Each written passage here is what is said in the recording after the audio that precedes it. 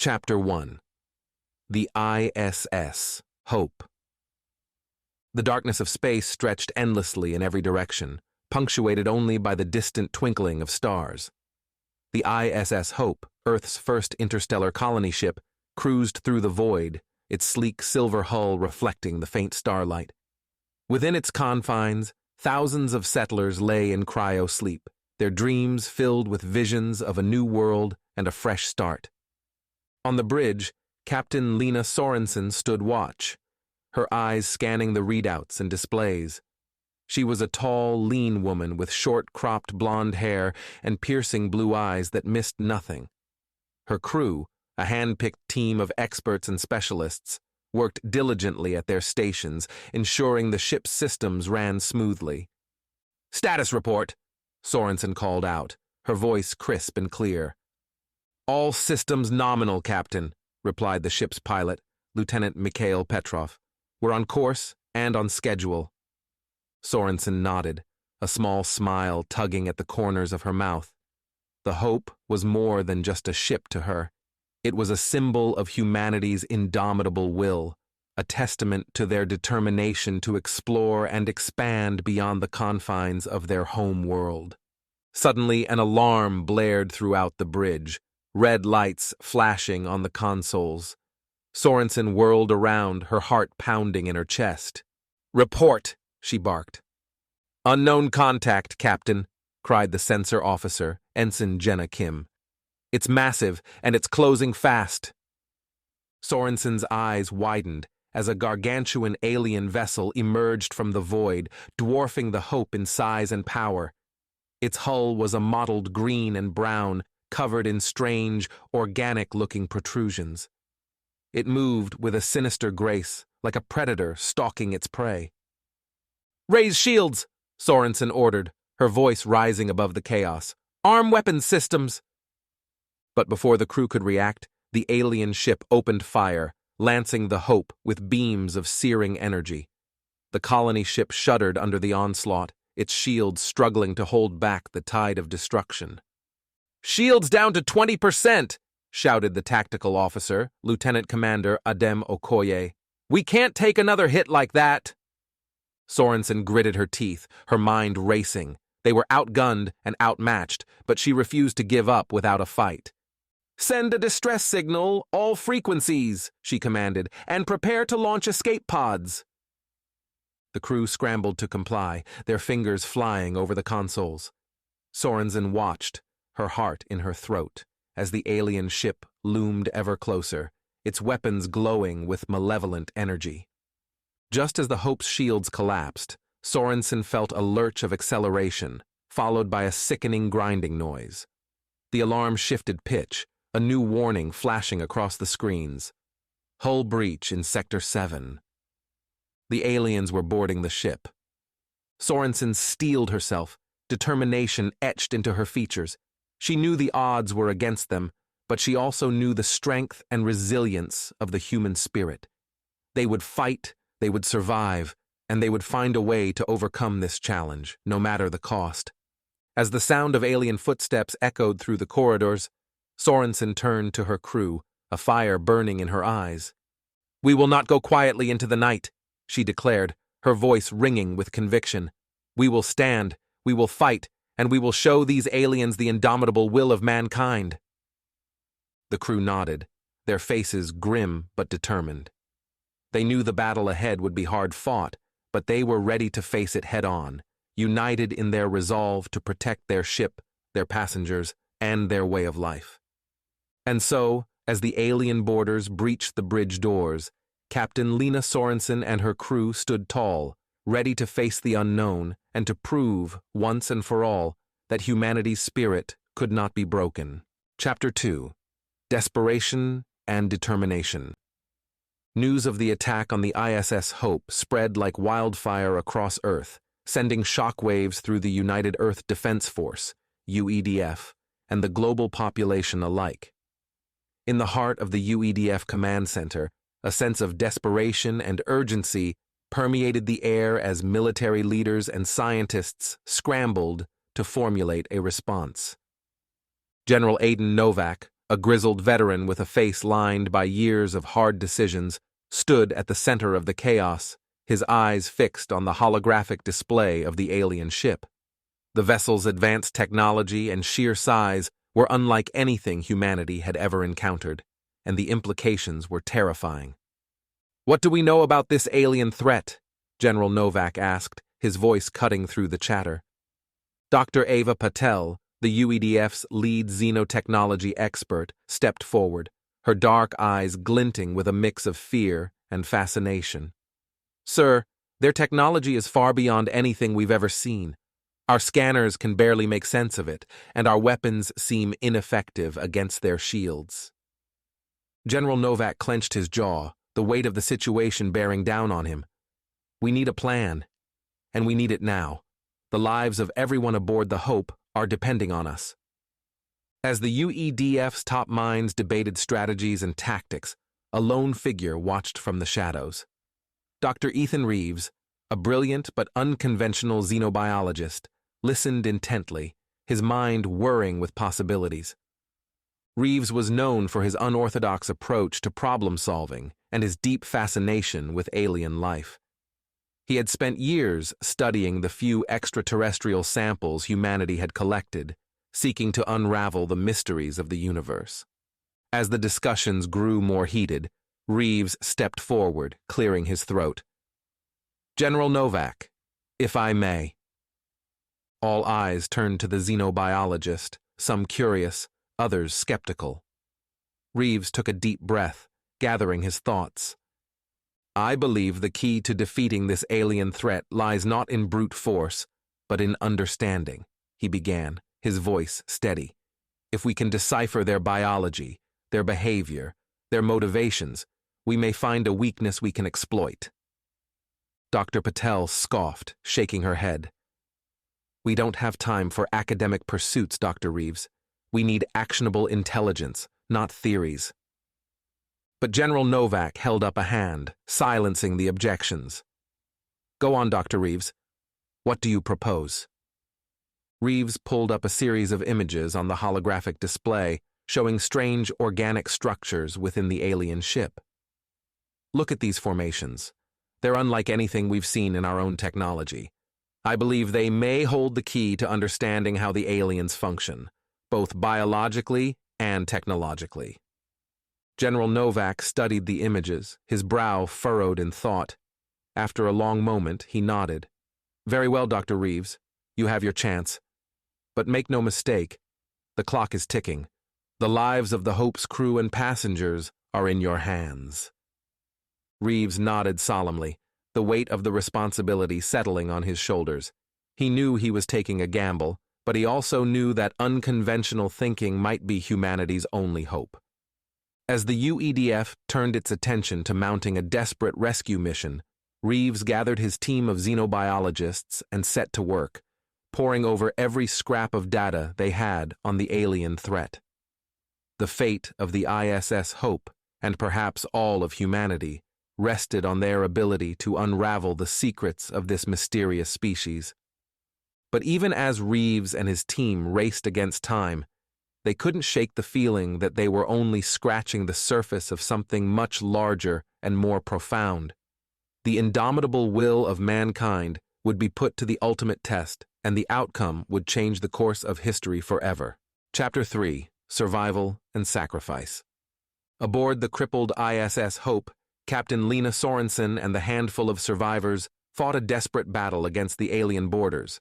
The once pristine corridors of the colony ship were now a labyrinth of twisted metal and flickering lights, echoing with the sounds of gunfire and inhuman screeches.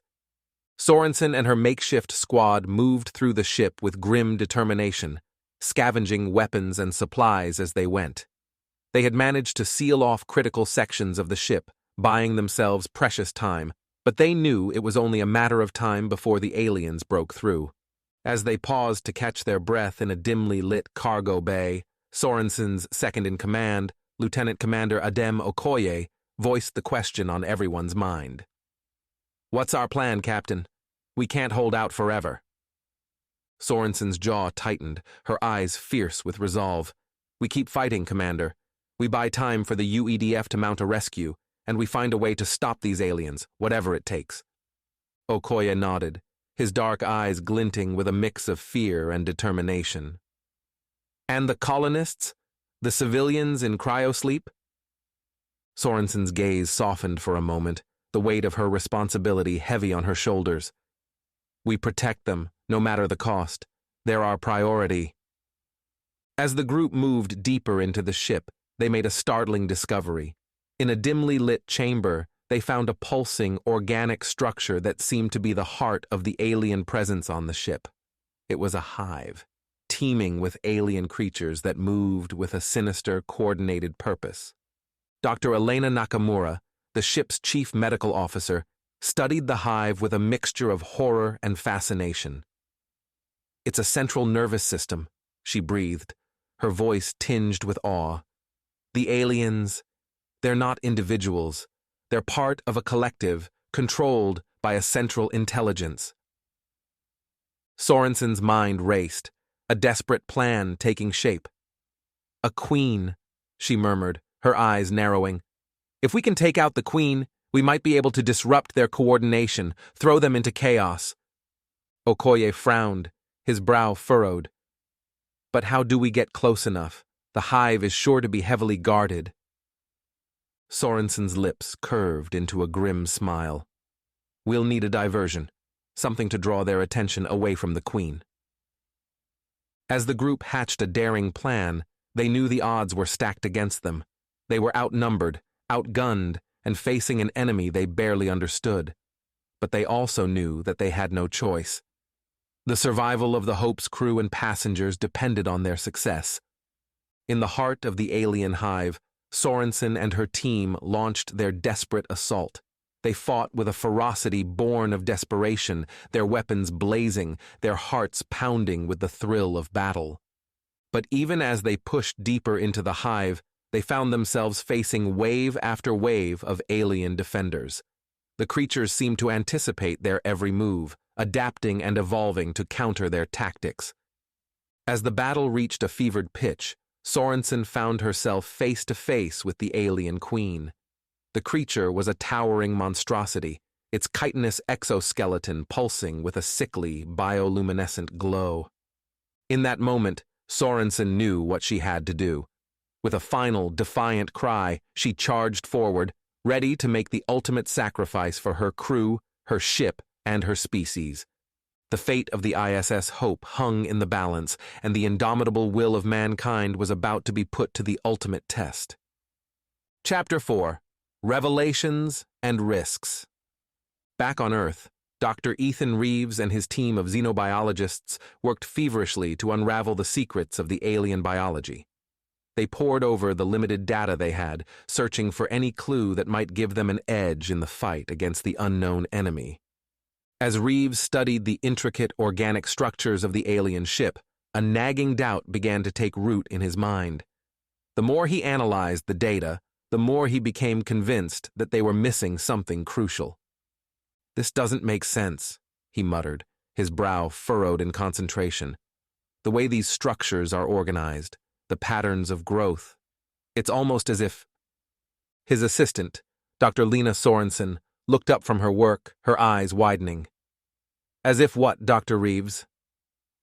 Reeves took a deep breath, his mind racing with the implications of his discovery. "As if they're not invaders at all, as if they're refugees." The revelation sent shockwaves through the research team. If Reeves was right, it meant that the attack on the ISS Hope was not an act of aggression, but a desperate attempt to survive. "Think about it," Reeves pressed on, his voice rising with excitement. "The organic nature of their ship, the way they seem to be fleeing from something. What if they're not here to conquer us, but to escape a dying world?" Dr. Patel, who had been listening skeptically, shook her head. "Even if that's true, it doesn't change the fact that they attacked our ship, killed our people." Reeves nodded, his expression somber. "I know. But if we can communicate with them, make them understand that we're not a threat." The room fell silent as the weight of Reeves' words sank in. The idea of attempting to communicate with the aliens was a risk, but it was also a chance to avoid a costly and devastating war. General Novak, who had been observing the research team's progress, stepped forward, his face lined with doubt. "Dr. Reeves, are you sure about this?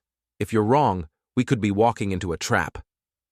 Reeves met the general's gaze, his conviction unwavering. "I'm sure, General.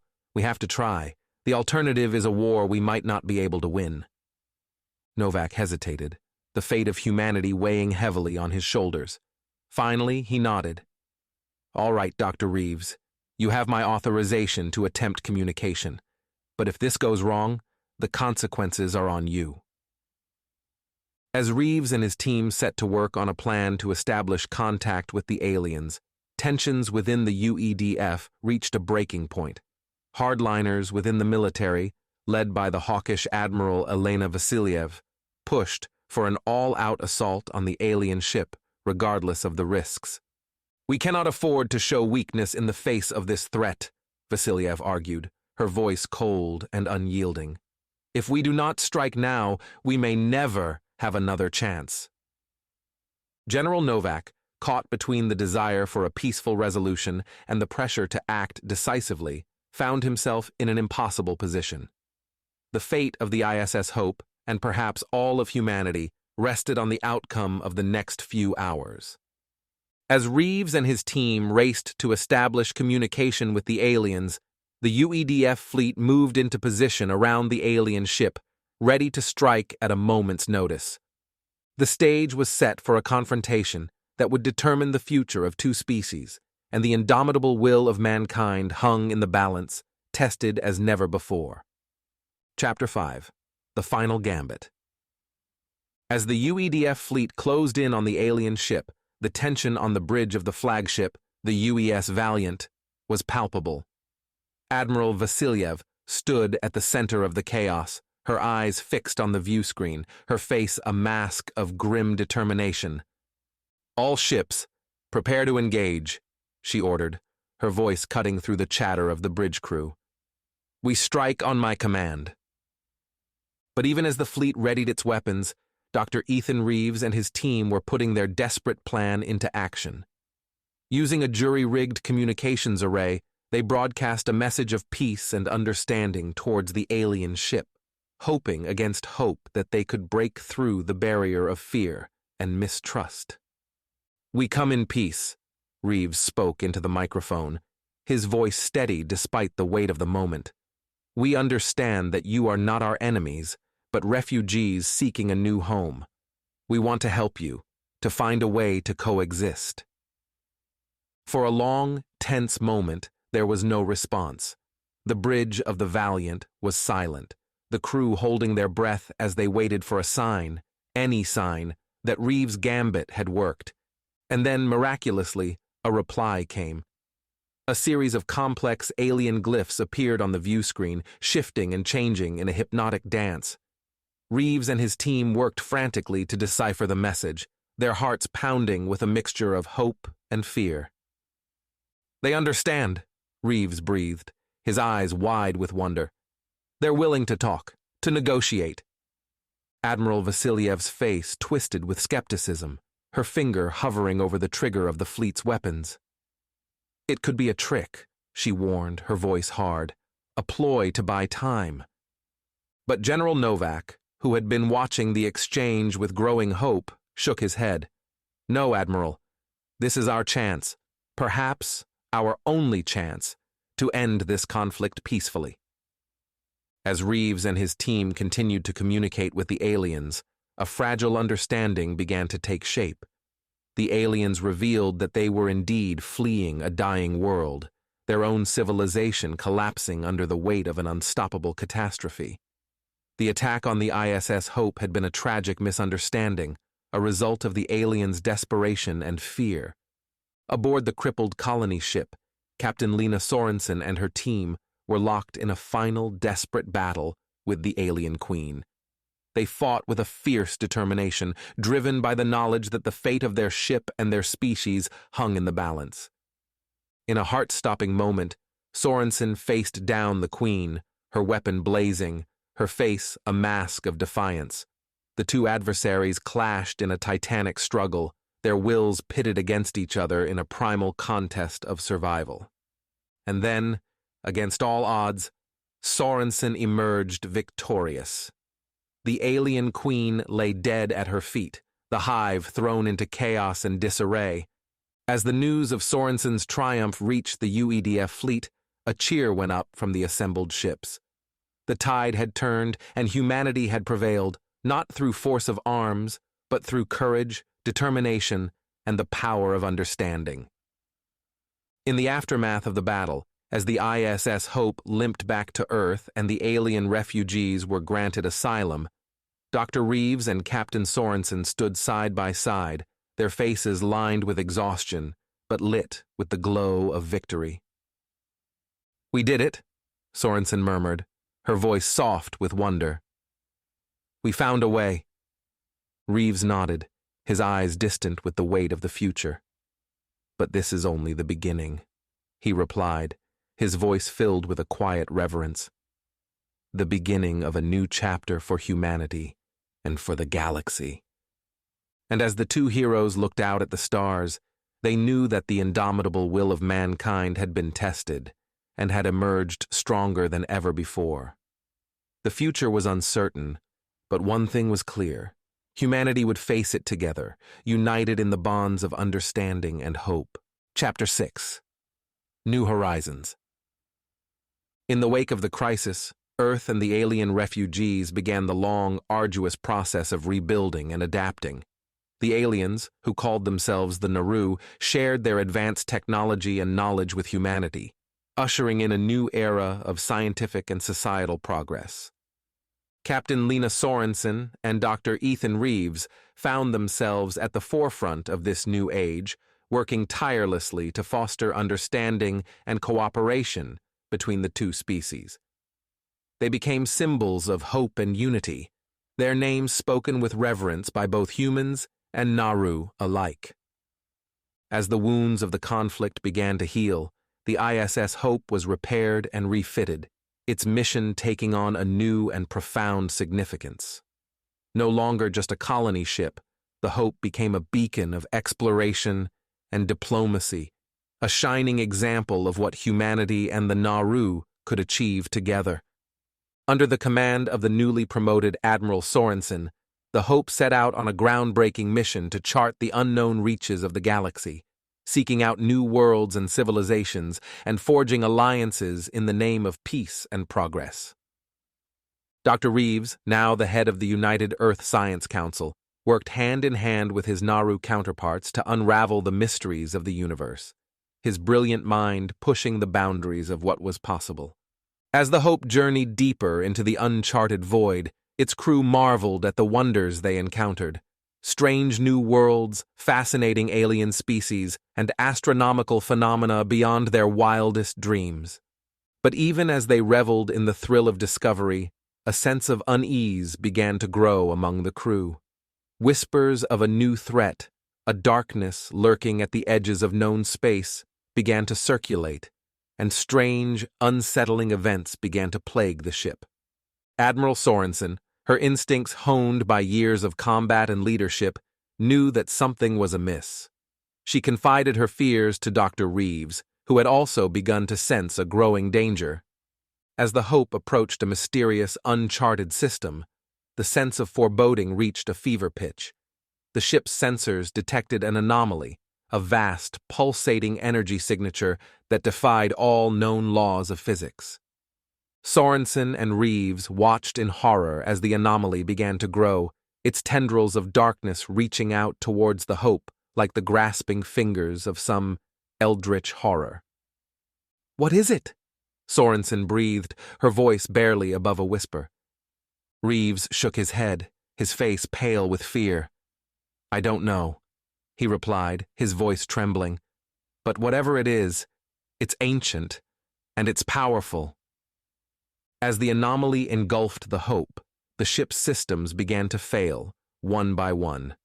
The crew fought desperately to maintain control, but it was a losing battle. In the final moments, as the darkness closed in around them, Admiral Sorensen and Dr. Reeves shared a look of grim determination. They knew that they were facing an enemy unlike any they had ever encountered before, an enemy that threatened not just the Hope, but the entire galaxy. And as the ship was dragged into the heart of the anomaly, the indomitable will of mankind was put to the ultimate test once more. The future was uncertain, the odds stacked against them, but one thing was clear: the fight for survival and for the fate of the galaxy had only just begun.